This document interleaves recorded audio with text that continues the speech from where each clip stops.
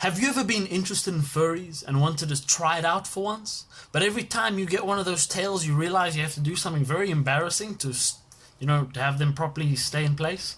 Well, look no further. A small group a group of researchers at Keio University in Tokyo has the solution for you. And what I'm talking about is a cool robot tail that does stuff as well. So it's got a practical purpose as well. Now, this project was unveiled on the 1st of August 2019. Yes, I'm a little late, and no, I have no excuses for this whatsoever. So, what's the project called? The project is called ARC with a QUE instead of a K, and the researchers said they had the idea last summer in 2018, and they've been working on it since. So, it's led by 3 Japanese individuals whose names I'm going to butcher, so apologies in advance.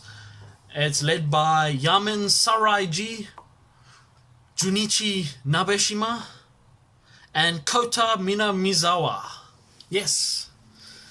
So, what's the purpose of this tail? Well, it's not particularly visually appealing, but its primary purpose is to help an individual maintain their balance. Now, the tail changes your body momentum and your center of gravity. So, the tail operates like a pendulum. So, when you move one way, the tail responds and moves the other way to create a counterbalance. Now, what are the parameters of this thing?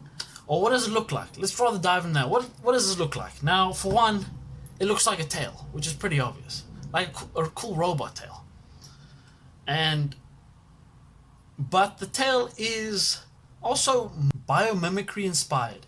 Yes, sounds like a very complicated word, which it is because I spent a long time investigating it, and that means it's modeled after biological entities or processes. So it's a machine that's designed after things from the natural world. Can I say that? Does that sound wrong? I don't know. But it's like a cool armadillo-based backpack, where the backpack looks like an armadillo shell, so you open it by or these climbing gloves they designed, which is based off of gecko fingers, the whole grip thing, which seems to be working as well. It also looks pretty cool, So its initial design was that of a feline's tail, a cat's tail or a tiger's tail, but the researchers found that it was far too light to actually have any effects when you were falling over. Those people who were testing it, I already feel sorry for them. Anyway, so the newer version, which I've probably already attached a few photos of, is based off of a seahorse's tail. So it's nice and robust and pretty long.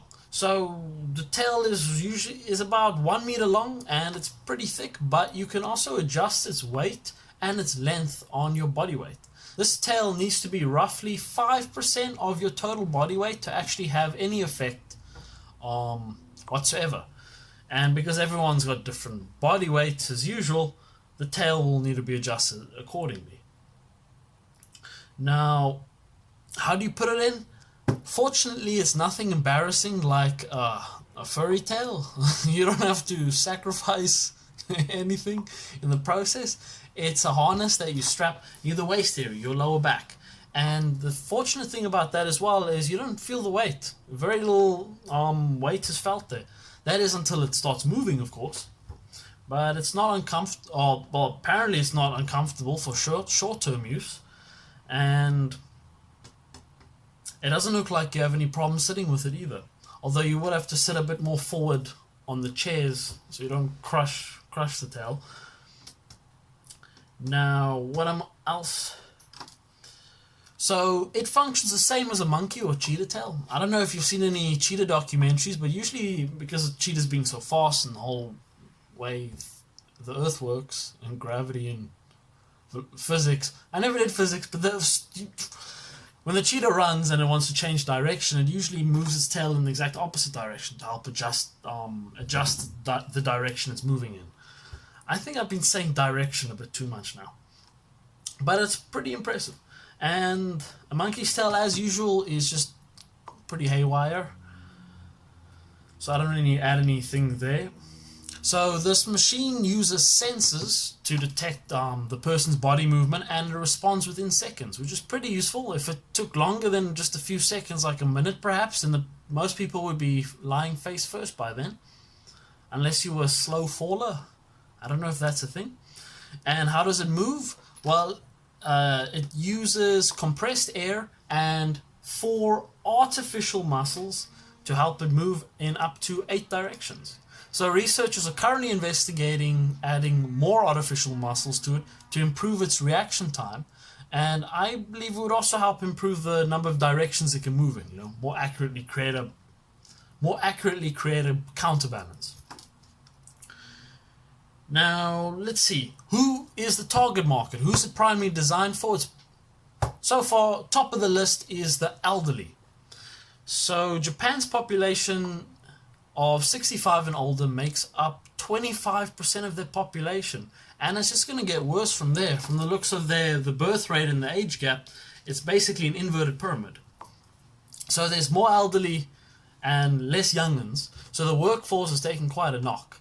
So it looks like one of the plans here is to allow the aging population to stay in the work environment for longer, which is quite a noble, or it's quite an interesting idea.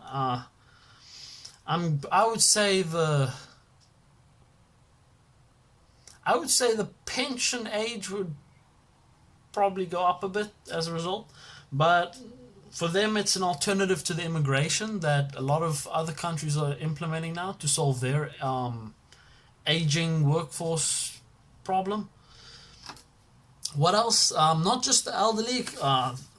The researchers said it could also be used for people carrying heavy loads, so warehouse workers, for example. For those who like virtual reality, it could also help enhance your experience in game.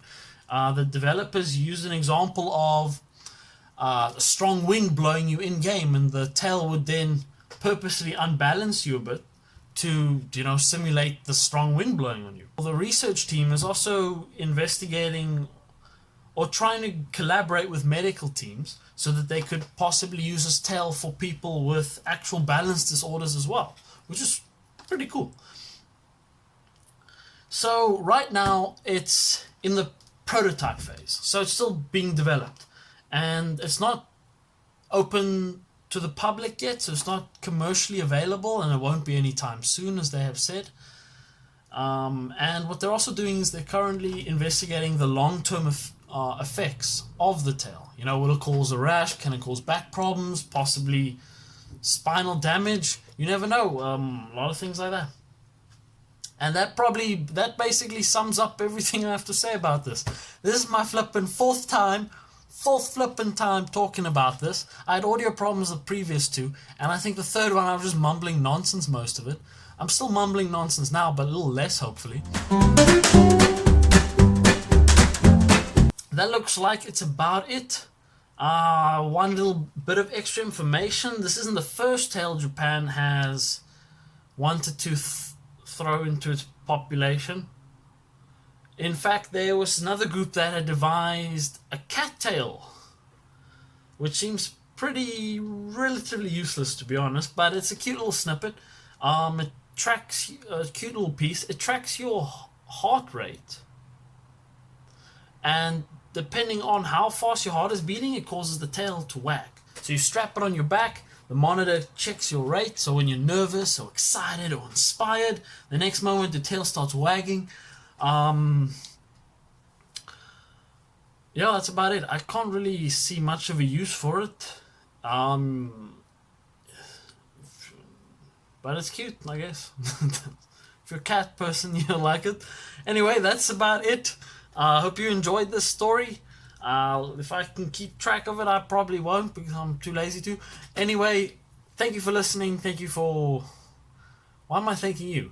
Thank me, rather. No, actually, that's a bad relationship, I think. Anyway,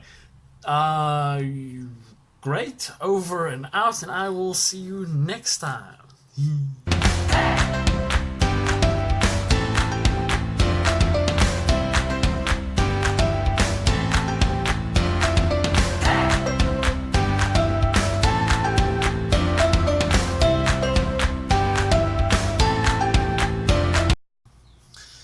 Do you guys see this?